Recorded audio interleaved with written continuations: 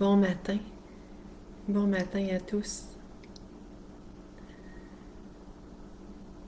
J'avais, j'ai eu, pendant que je faisais ma petite routine de ce matin, vraiment l'élan de vous partager, faire un partage sur les familles d'âmes. Vous en apprendre davantage. Depuis à peu près la mi-septembre, j'offre une séance en individuel pour vous accompagner à reconnaître votre famille d'âmes. Et j'ai déjà eu plusieurs demandes, j'en suis très heureuse. Et ce matin, pendant que je faisais ma petite routine, mon ancrage, déployer ma flamme violette, faire mes remerciements, mes gratitudes, toute ma petite routine du matin, je suis venue les larmes aux yeux en pensant à mon bel amoureux Raphaël, à sa famille d'âme à lui, à qui il est, puis à ce qu'il apporte dans ma vie. Donc j'avais beaucoup de gratitude à mon cœur, j'avais les larmes aux yeux de sa présence dans ma vie, de tout ce qu'il m'apporte. Et puis, je suis tombée sur le partage de Diane Leblanc, qui, c'est elle, en fait, qui m'a appris aux alentours de 2009 à quelle famille d'hommes j'appartenais. Et j'ai fait un atelier avec elle ce printemps qui m'en a appris encore davantage. Et j'arrête pas d'en apprendre là-dessus parce qu'on est toujours en continuelle évolution. Hein. C'est comme, bon, j'ai beau offrir du Reiki depuis 2012, j'en apprends encore. J'ai beau travailler dans les soins énergétiques concrètement depuis 2005, j'en apprends encore. C'est un monde infini, tout est infini. Donc, les familles d'âmes, ça m'interpelle énormément parce que pour moi, ça a changé ma vie. Donc, je le porte beaucoup. Cet enseignement-là, en moi, ça vibre énormément. Et donc, c'est ça, je suis tombée ce matin, en plus d'avoir beaucoup de gratitude envers Raphaël dans tout ce qu'il est, sur un petit post, un petit partage de Diane Leblanc, qui écrit sous la plume de Bianca Gaia, son nom d'auteur, en tout cas de ce que j'en comprends. Diane, qui est une passeure, je vous expliquerai un petit peu plus tantôt les différences de famille d'âme. Et ça résonnait beaucoup en moi, sa description, puis j'avais le goût de rajouter autre chose, de ce que moi, ça m'amenait, ça m'apportait. Et puis là, ça a été spontané. Ce qui est drôle, c'est que j'ai fait un live, je pense, il y a 2 jours, sur le fait que depuis environ un mois, un gros mois, j'étais un peu en panne de partage personnel, de témoignages, de faire des lives aussi, que ce soit spontané ou prévu sur des sujets précis. Et puis là, on dirait que juste le fait de l'avoir dit, de l'avoir partagé, d'avoir osé dire ce qu'était ma réalité actuellement, ça leur a ouvert les vannes. Je crois que c'est absolument merveilleux. J'en reviens pas comment ce que l'expression, la communication de ce qu'on vit, de ce qui est important pour nous, que ce soit dans l'inconfort ou que ce soit dans la joie, ça vibre fort et ça permet des fois, nous, de mieux se comprendre, de laisser émerger des choses qui étaient latentes ou d'avoir un beau retour des gens qui sont autour de nous.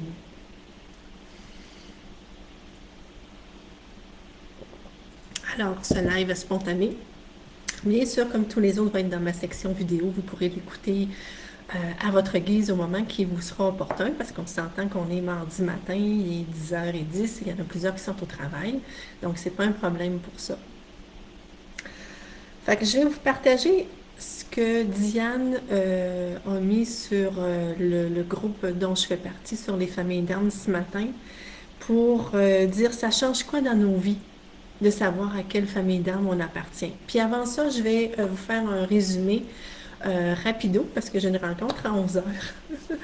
Je me suis intériorisée tantôt rapidement, ça fait, tu le fais là, Lucie, ou tu le fais par exemple ce soir ou demain soir, puis tu le prépares, puis ça fait non, c'est là que je veux partager, c'est là que je suis dans la vibration, alors c'est là que ça se passe. Donc, selon l'approche de Diane Leblanc, elle se base sur les chakras et elle a observé ses enfants de ce qu'elle nous partageait pendant une quinzaine d'années. Elle a 4 enfants pour apprendre vraiment à baser son approche. Et dans sa famille, ce que j'ai compris, elle a 4 enfants, elle est encore avec son amoureux, Serge, et ils font tous partie de familles d'âmes différentes.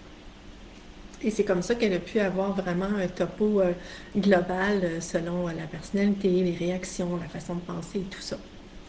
Fait que ça a été pour elle vraiment son canevas, ou en tout cas, je sais pas comment on appelle ça, son lieu d'expérimentation, sa propre famille.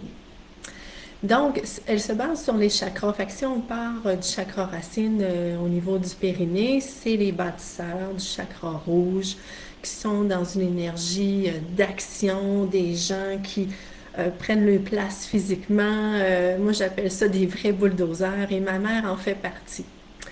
Et de ce que j'en vois, en tout cas ceux que je connais qui font partie de cette famille d'âmes-là, à part quelques exceptions, mon ami Sylvain est un petit peu plus doux, mais c'est des gens que ça rentre un petit peu dedans. Je trouve qu'il n'y a pas beaucoup de douceur, pas qu'ils en sont dénués, c'est pas ça, mais c'est ça, sont beaucoup dans l'action. Puis ce qu'ils ont apporté, c'est de défaire un peu des façons de penser qu'on a. C'est ce que Diane explique, c'est que c'est les âmes les plus courageuses parce qu'ils sont souvent incarnés dans des familles dysfonctionnelles à bien des niveaux.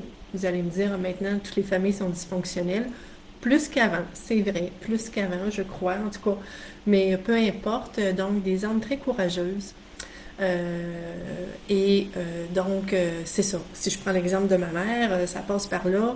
Tu vas faire ça, tu vas le faire comme ça, puis en ouais, puis tu t'arrêtes pas trop à tes émotions, à tes ressentis, puis go, go, go, puis on y va. Euh, comme je vous dis, je vous fais un topo très rapide. Si vous voulez plus d'informations, vous pouvez communiquer avec moi ou aller sur la page de Diane qui est www.biancagaia.com où il y a une description vraiment intéressante de chaque famille. Ensuite, on a les bâtisseurs, parce que chaque famille d'âmes est groupée par deux dans l'énergie yang et l'énergie yin. Fait que vous aurez compris que les bâtisseurs du chakra rouge, c'est une énergie yang. Et ma mère n'a jamais été très féminine, vraiment pas, dans son énergie puis dans son physique également. Les bâtisseurs du chakra orangé au niveau du ventre, c'est dans l'énergie plus yin, mais c'est toujours des gens qui ont besoin d'être dans l'action, de régler des dossiers et mon amoureux Raphaël en fait partie. Et moi, comme je suis une visionnaire du chakra de la gorge, je suis plus dans mon mental, Raphaël est plus dans l'action, je trouve qu'on s'équilibre bien. De un, on a la passion tous les deux de tout ce qui est le domaine énergétique, spirituel, croissance personnelle, amour de soi. On accompagne tous les deux dans le même domaine. On adore la nature. Mais dans nos énergies, je trouve qu'on se complète bien. Et Raphaël est venu en fin de semaine chez moi, puis c'était drôle parce qu'à un moment donné, il y avait beaucoup d'énergie, puis là, il s'est mis à récurer la cuisine. Puis moi, ça faisait vraiment mon affaire parce que j'aime que ce soit propre chez nous, mais je déteste faire le ménage. J'ai toujours détesté ça. Et quand c'est le temps de le faire, là, je me dis, Lucie, c'est pas tu dois faire, c'est tu choisis de le faire parce qu'ensuite, ça amène de la propreté. T'aimes ça vivre dans la propreté, mais ça me demande toujours un grand effort. Alors, quand il s'y met, il a passé le balai dans le salon où est-ce qu'il y a le poêle à bois, puis ça fait beaucoup de cochonneries, le bois. Puis moi, je le remerciais. C'était comme, oh, merci mon chéri, je vais passer une belle semaine. C'était pour me faire plaisir, mais c'était pour s'occuper aussi. Fait que ça, c'est juste un exemple. Ce que j'ai remarqué au niveau des femmes autour de moi, puis je n'avais parlé à Diane, qui font partie du chakra orangé, les bâtisseurs de cette famille d'âmes-là, il y en a plusieurs qui ont vécu des abus sexuels, des agressions sexuelles, enfants, adolescentes ou adultes, parce qu'on a tous des blessures d'âme associées à chaque famille d'âme, et pour les bâtisseurs, c'est la trahison. Voilà. Euh, Pas tout le temps, bien sûr, hein, pas tout le temps, on ne fera pas de règle générale, mais j'ai remarqué que souvent. Et je suis contente d'être entourée de bâtisseurs au niveau du chakra orangé parce que c'est plus doux que le chakra racine, l'énergie plus douce. Et c'est des gens qui sont dans l'action. Fait que ma propriétaire, j'ai rapidement discerné qu'elle était bâtisseur du chakra orangé comme Raphaël. Et donc, c'est quelqu'un qui règle beaucoup des problèmes, beaucoup des dossiers. Fait que dès que j'ai un problème, Hélène, telle chose, tu peux-tu me donner un coup de pouce ou il y a telle chose dans la maison que j'aimerais arranger, que j'aimerais qu'il soit autrement, peu importe, elle est toujours disponible rapidement, elle écoute mes besoins. Donc, je me sens en sécurité, je me sens en confiance, je peux me déposer. Fait que ça, pour moi, c'est merveilleux.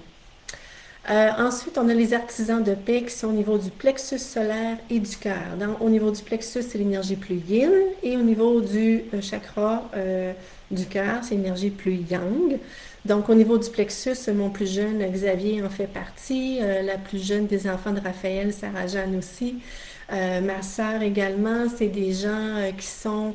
c'est beaucoup relié à l'émotionnel, à l'humain. Des gens qui ont besoin de contact humain, une grande sensibilité, ce qui ne veut pas dire que les autres femmes et dames ne sont pas sensibles. Je suis au niveau de la gorge, puis je suis une hypersensible. Mais c'est des gens qui aiment que les gens autour d'eux soient bien, qu'ils soient en sécurité, qu'il leur manque de rien, et des fois, ils vont s'oublier. Là, je vous fais un résumé vraiment très, très rapide. Et ceux du plexus, on appelle ça artisans de paix, donc c'est des artistes. Xavier, mon gars, j'ai toujours dit qu'il avait manqué sa vocation d'être comédien parce que il est assez extraverti dans ce qu'il partage. Il est très coloré. Ma sœur est colorée aussi. Sarah-Jeanne, elle vient d'avoir 9 ans, puis elle est très créative. Fait que c'est des gens qui sont souvent des rayons de soleil, à moins qu'ils tombent dans le négatif, qui peuvent devenir plus victimes, des gens qui vont se plaindre, la vie est difficile et tout ça.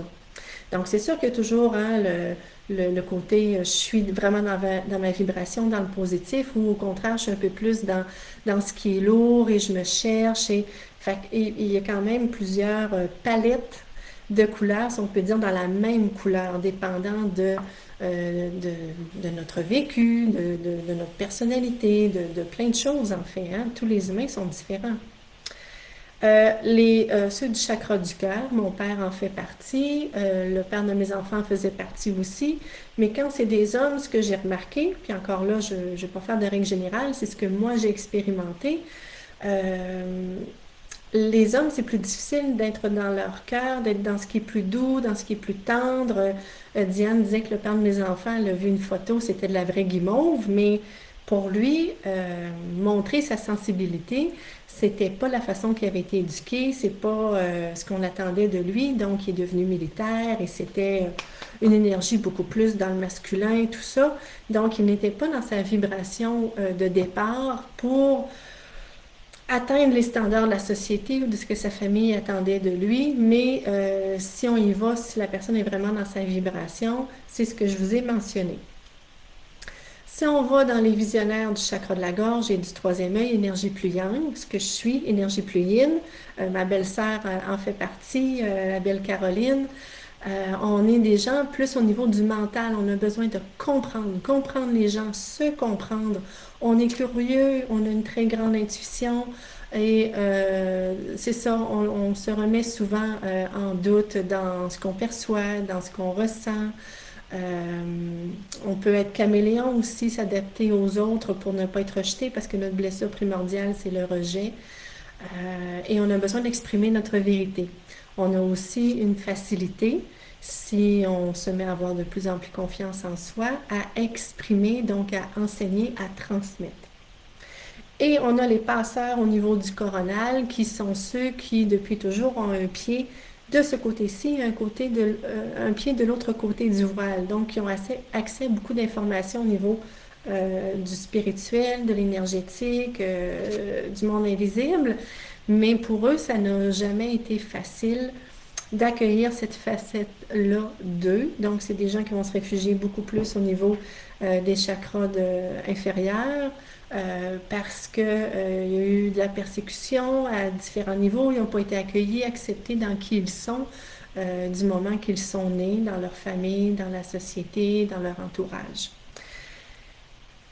Et on a souvent une famille d'adoption où on s'en va se loger pour être accueilli, aimé par notre famille, par les gens qui nous entourent. Alors moi, ce que Diane m'avait dit quand je l'avais communiqué avec elle en 2009, c'était que je me réfugiais dans le chakra du cœur parce que pour moi, c'était louable, toutes ces qualités-là du cœur et j'acceptais pas ce que je portais à l'intérieur de moi. Donc au fil des années, ça s'est placé. Il en reste encore, c'est pas parfait, mais c'est mieux. De mieux comprendre qui je suis, de m'accepter, de m'accueillir dans tout ce que je suis, d'honorer ça. Et c'est le but, je pense, de chaque personne. Donc, en vous ayant fait un topo rapido de chaque famille d'âmes, ça a peut-être piqué votre curiosité. Qu'est-ce que ça change dans notre vie de connaître sa famille d'âmes? Donc, le petit texte que Diane a partagé ce matin, c'est on prend conscience de ce qui nourrit et favorise l'épanouissement de notre âme plutôt que perpétuellement s'adapter aux exigences de l'ego, la personnalité, mais s'adapter, moi j'ajouterais aux exigences d'autrui aussi. Également, on apprend à considérer et à apaiser nos enjeux intérieurs au lieu de réagir aux aléas de la vie. Puis on réalise qu'on n'est jamais seul parce qu'on peut se connecter. Diane appelle ça le chakra gouverneur. C'est en fait notre famille d'âme. Comme moi, je peux me connecter, je le fais à tous les matins, à tous ceux qui ont déjà existé, qui ont réussi à vibrer de leur couleur. Et donc, je peux me relier à cette famille d'âmes-là qui est immense dans l'au-delà, dans le monde invisible, dont Einstein fait partie, entre autres, pour ne nommer que lui. Et qu'ils peuvent, toutes ces personnes-là, ces âmes-là, me guider dans ma journée pour m'aider à avoir l'intuition juste, à être dans ma vibration, à honorer qui je suis, à trouver mes propres réponses, à m'accompagner si j'ai besoin d'avoir les mots justes pour transmettre à quelqu'un. Donc, je peux me relier à eux pour m'accompagner dans ma journée. Donc, de connaître sa famille d'âmes, ça nous aide, et là c'est moi qui parle, c'est pas Diane, on apprend à mieux se connaître et s'aimer. C'est quand même pas rien. Puis je vous dirais que si on arrive à détecter la famille d'âmes des gens qui nous entourent, moi en faisant l'atelier de Diane ce printemps, c'est ce que ça m'a apporté, connaître la famille d'âmes de mon amoureux, de mes parents, de mes frères et sœurs, de mes enfants, des enfants de Raphaël. Et là, à force de patauger là-dedans et d'en être complètement imbibée et passionnée, je me suis mis à détecter les familles d'âmes de mes amis, des gens qui m'entourent, des clients qui viennent des fois, ça vient très spontané, très facile, parce que dans l'énergie, dans le physique, dans la façon d'être de la personne, ben on se ressemble tous à quelque part dans notre couleur, dans notre vibration quand on fait partie d'une famille d'âmes. Et plus on s'ouvre à ça, plus c'est facile de détecter la famille d'âmes de quelqu'un. Donc, c'est ça, quand on sait la famille d'âmes d'une personne qui est proche de nous, ben là, on fait « Oh, c'est pour ça qu'elle pense comme ça, c'est pour ça qu'elle réagit comme ça, c'est pour ça qu'elle a tant d'énergie, c'est pour ça qu'elle est tant mentale, c'est pour ça qu'elle est aussi sensible. » Et là, on fait « Oh! » Et donc, ce « Oh-là » fait qu'on apprend à mieux aimer les gens qui nous entourent, à mieux les accepter, les accueillir au lieu de les juger parce qu'on comprend leur motivation profonde, c'est qui ils sont profondément. Si telle personne est tellement mentale, vous ne la changerez pas. C'est ce qu'elle est et elle est venue apporter ça. Si l'autre est très dans le contact avec les gens, il en a besoin pour se nourrir. Si l'autre est beaucoup dans l'action, ben c'est ce qui lui permet d'être nourri, etc., etc. Donc, moi, quand j'ai su que ma mère était un chakra racine, j'ai fait « Ah là, je pensais à tellement de souvenirs quand j'étais enfant et là, je comprenais. » Et là, à l'âge qu'elle a, elle a 72, quand on a des discussions, des fois, même si ça n'a pas toujours été facile, moi avec elle, j'essaie de lui amener la compréhension de « Maman, t'es comme ça. C'est la façon dont tu es faite. Et tu es venue apporter telle et telle chose.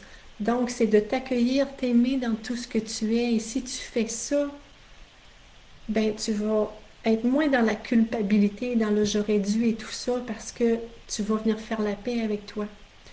Quand j'ai appris que mon père était au niveau du chakra du cœur, sur le coup, je comprenais pas parce que mon père était, je le trouvais dur. Et ce que Diane m'a appris, c'est ton père s'est forgé une carapace pour faire en sorte d'être accueilli, aimé dans la société, par sa famille, parce qu'il croyait qu'on attendait de lui. Donc, il s'est vraiment très protégé parce que c'est quelqu'un qui est très tendre au départ. Mais il ne voulait pas être blessé, il ne voulait pas être atteint, il voulait être fort, être l'homme et tout ça. Donc, mon père a des gros problèmes de santé au niveau de sa respiration. Il fait de l'emphysème depuis longtemps. Et ce que Diane voyait, c'était il était comme emmuré au niveau de son cœur parce que pour lui, c'est souffrant d'aller toucher à ça. Et quand j'ai su ça, j'avais les larmes aux yeux, j'avais énormément d'amour et de compassion pour lui. Donc, pour moi, c'est quelque chose de magnifique, les familles d'âme, parce que ce n'est pas de catégoriser les gens, c'est d'apprendre à mieux les connaître, les comprendre et les aimer. Mais au départ, cette démarche-là, je l'avais faite pour moi, pour mieux me comprendre, m'accueillir et m'aimer et me respecter dans tout ce que je suis. Cet été, j'ai eu le besoin de me retirer, de prendre soin de moi, Raphaël et moi, ça faisait 3 ans qu'on habitait ensemble et de venir me rapatrier pour encore apprendre à mieux me connaître, à m'honorer parce que je m'oublie beaucoup pour les gens que j'aime, les gens qui m'entourent et je faisais ça en couple. Et ce matin, quand j'étais dans mes demandes, dans la gratitude et que je pensais à Raphaël, c'était là, je suis prête à partir du printemps parce que j'ai dit à Hélène que je restais tout l'hiver et c'est absolument magnifique que je vais en profiter. Puis Raphaël aussi va en profiter parce que c'est très ressourçant. Mais je vais tellement apprécier de retourner vivre avec lui dans toutes les forces qu'il a, dans toute sa personne. Et je vais apprécier encore plus sa présence, même si je l'appréciais déjà énormément. Alors, si vous souhaitez plus d'informations, si vous avez des questions, si vous souhaitez prendre un rendez-vous pour que je vous accompagne à trouver votre famille d'âme, ça sera un honneur pour moi. C'est des séances qui durent 30 à 45 minutes, c'est pas très long, où je vous pose quelques questions et par la suite, je vous indique votre famille d'âme, celle que je crois que vous êtes, et je vous achemine un document qui complète la rencontre où vraiment, là, c'est très, très complet de vous indiquer ce que ça implique, cette famille d'âme-là. Si vous souhaitez communiquer avec Diane, vous le pouvez. Diane, son coût est quand même plus élevé que le mien, mais libre à vous, vous allez où votre cœur vous appelle. Moi, j'avais le goût de vous partager ce que ça m'a apporté, un petit peu plus d'informations également. Fait que voilà. Je vous souhaite une très belle journée. Merci d'avoir été là pour ceux qui étaient là. Et puis, bonne semaine à chacun. Bye bye.